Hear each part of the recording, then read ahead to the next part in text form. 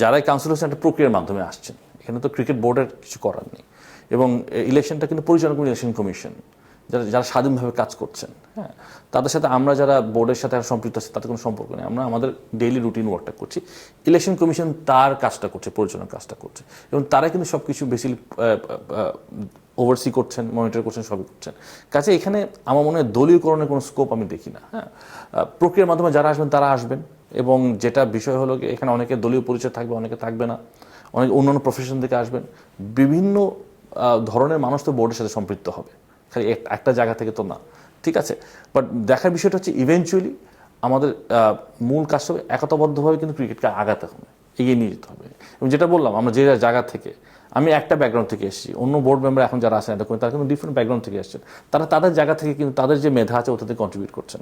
ঠিক আছে, so that's the thing. হ্যাঁ, এখানে অনেকে থাকবেন হয়তো বা ব্যবসায়ী, অনেকে থাকবেন উকিল, অনেকে রাজনীতিবিদ, অনেকে খেলোয়াড়, দ্যাটস দ্য থিং বোর্ডে। কিন্তু সবার লক্ষ্য কিন্তু হওয়া উচিত একটাই, সেটা হচ্ছে ক্রিকেটকে সামনে নিয়ে যাওয়া।